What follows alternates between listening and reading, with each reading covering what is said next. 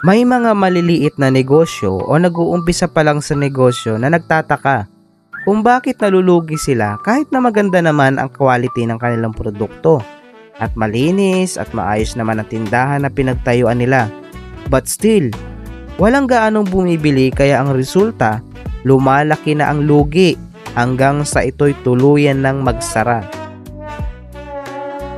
Sa mga negosyante, meron silang sinusunod na 3 fundamental question bago sila magtayo ng negosyo sa isang lugar. Sinusunod nila ang 3 fundamental question para alamin kung magiging mabenta ba ang produkto nila doon sa specific na lugar na kanilang pagtatayuan ng kanilang negosyo. Sa pagtatayo ng negosyo, dapat isaalang-alang natin na kailangan ka ng mga tao o kailangan ng tao ang iyong produkto upang tangkilikin at bilhin ang iyong ibinebenta sa kanila. Ano ang 3 tanong na sinusolusyonan ng isang successful na negosyante bago sila magtayo ng negosyo? Question number 1. What to produce? Sa tanong na ito ay inaalam nila kung anong produkto ang kailangan ng mga tao doon sa isang lugar. For example, ang inyong barangay ay malayo sa palengke. Ang resulta, halos lahat ng mga sari-sari store ay mahal ang patong ng kilo ng bigas dahil lugi sila sa transportation. Sa barangay nyo ay marami ding mahihirap na hindi kayang bumili ng kilo-kilong bigas. What to produce para masolusyonan ang ganitong problema? Tama ka! Para sa matalinong negosyante, magtatayo siya ng bigasan doon sa kanilang lugar dahil ito'y kailangan ng mga tao.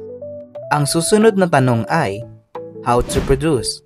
Ipinapakita sa tanong na ito ay kung papaano mo maiproproduce ang iyong product. Importante ito para sa tuloy-tuloy na supply na kailangan ng iyong customer. Halimbawa, naisipan mo na magtayo ng bigasan sa barangay. Papaano mo mapapanatili ang iyong stock at kalidad ng bigas upang makasupply sa iyong customer? Maaaring humanap ka ng supplier na mababa ang benta kung bibili ka sa kanila ng bultuhang bigas. Ang susunod ay, inaalam mo kung ano ang mabentang bigas or fast moving upang iyon ang bibilin mo ng maramihan dahil mabilis itong maubos. Pangatlo ay yung oras ng pag-deliver or yung araw na kung kailan mo kailangan ng bigas at kung ano-ano pang strategy na pwede mong gawin para makapag-produce ng iyong binebenta. At ang huling tanong ay, for whom to produce? Madali na lang ito dahil ang binebenta mo ay basic necessities ng mga tao. So ang target mo ay ang makabenta ng murang halagang bigas para sa mga tao sa inyong lugar. Sa 3 tanong na ito ay inaalam natin kung ano ang problema sa ating komunidad na pwede nating solusyonan. Because sometimes in business, problem is opportunity, solution is money.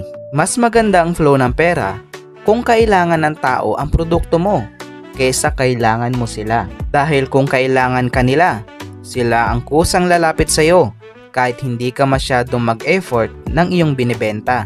At yan ang 3 tanong ng isang successful na negosyante sa pagtatayo ng kanilang mga negosyo.